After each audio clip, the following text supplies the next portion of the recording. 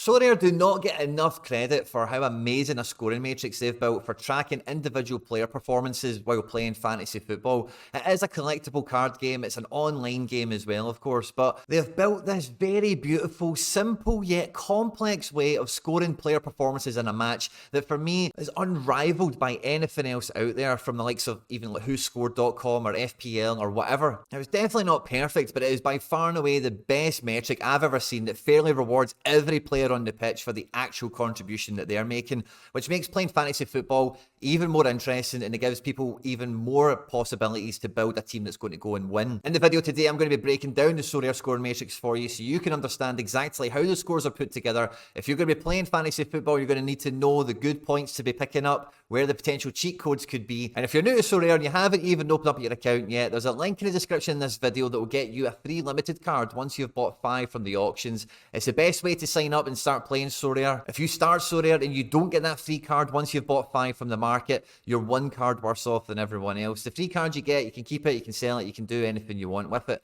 By clicking on that link to get the free card, you actually support me and all the content here. So if you get stuck, if you've got any questions at all, just jump into the comment section and I'll come and sort you out. At any point in the video, if you laugh, you learn, or you like something, please do like and subscribe to the channel. We're pushing for 10,000 subscribers and we cannot do that without your support, guys. So hit like and subscribe and get involved in the comment section on this one and let me know what is your favourite thing about the Sorare scoring matrix. And let's just get stuck straight into it. Now, the Sorare scores, everyone who starts in the starting 11 gets on 35 points. If you come off the bench, you start on 25. Easy peasy. The first thing that's going to affect a player's score is decisive actions in the game. These are big, monumental things that happen that really influence the outcome of the match and make a material difference to the outcome of the game. The obvious positive ones we have is, of course, goal and assist, but on top of that, we also have clearance off the line and last man tackle, which gives defenders and even guys that are defending in set pieces the real chance of doing something that's just as powerful as scoring a goal. And if you've got a wee tricky winger or a guy who likes to get in the box, if your team win a penalty and they're fouled for doing that, penalty won, as long as the penalty is then scored thereafter, is a positive decisive action. Goalkeepers as well can get positive decisive actions for having a clean sheet and saving a penalty, on top of the things we've just discussed. Yes, goalkeepers get assists. Some goalkeepers score goals. It does happen. Now, the obvious negative decisive actions that are going to negatively impact the player's score is a red card, an own goal, but we also have penalty conceded. So if your guy makes the foul that gives the penalty away, we have error leads to goal. So again, if your guy is an absolute calamity at the back and loses the ball, plays a hospital pass to the goalkeeper, that kind of thing, that's just as bad as a red card. And for a goalkeeper, if they concede 3 goals or more, that's a negative decisive. Now, what do these decisive actions all do? Well, like I mentioned, if you start the game, you're on 35 points and your decisive actions are at 0. And then as the game goes on, your players, maybe they don't, but they might start collecting decisive actions throughout the match, and they work on this ladder system here. So if you score a goal, you get up to 60 points, and that's guaranteed. So even if they have an absolute nightmare of a game otherwise, or even if they've just came off the bench, they get on 60 points guaranteed, no problems at all. If they score a goal and make an assist, they move up to level 2, which gets them 70 points. Score another goal, that's level 3 for 80, and you can see how this works. But negative decisive actions, no matter where they happen and when they happen, will move us backwards. And when you get back down to level 0, level -1, -2, -3, those scores are not guaranteed. So that means if on the pitch in the other part of the scoring matrix, if they're having an absolute nightmare, then their score can tumble even further. And that's very simple. So if you're just watching a game of football, you can clearly see the guys that are scoring goals, making assists, getting red carded and all that kind of stuff. And you can clearly see, oh, it's obvious why that guy scored 80 points. He had 2 goals and an assist, or, you know, whatever it may be. Now, the more complex part of the Sorare scoring matrix is the all-around score. There's over 40 statistics captured for goalkeepers, defenders, midfielders, and forwards, and all the points are scored slightly differently depending on the position that your card is in. And that's the important part of the detail. Your guy might say defender on their Sorare card. They might take up the defender's position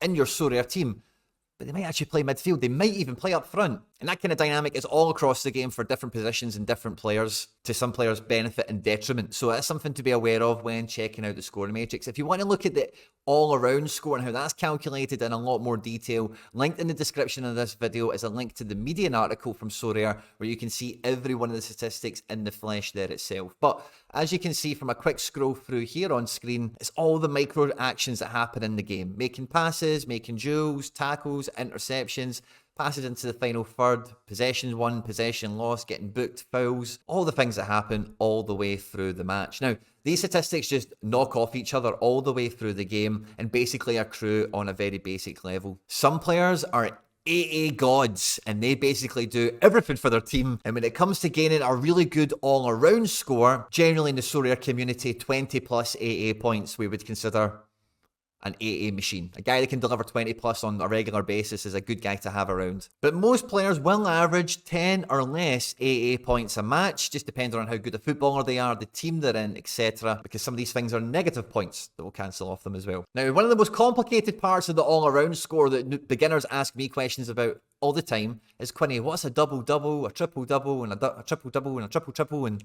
all these kind of things. So on the defending metrics for defenders, midfielders, and forwards, there's 3 key metrics. The first one is tackles, easy peasy. The second one, interceptions, no problem. The third one is where it gets a little bit complicated. You need to pay attention. It is net duels won. So if your player has 8 duels won and 6 duels lost, that is 2 net duels won. So a double-double is if you get 2 of any of those statistics. You get 2 positive duels won, like in that example, and then 2 interceptions. That's a double-double, and you get extra fantasy points for doing that. Equally, it could be 2 interceptions and 2 tackles and 2 duels. It doesn't matter. A triple-double is having all 3 of them on 2 points each. The players completed 2 interceptions, 2 tackles, 2 positive duels. And of course, the top of the mountain of these statistics is a triple-triple. 3 tackles, 3 interceptions, 3 positive duels won. That is what you're aiming for. Now, obviously, if they go and get more of them, then you're going to get more points. But the triple-triple thing is done at that point. Interesting detail here. Forwards will collect double-doubles, etc. But they don't actually get like any of the points for the defensive actions. This is a very powerful metric for defenders because they get a lot of opportunities to make tackles, interceptions, etc. And they score very high amounts of points for the defender category.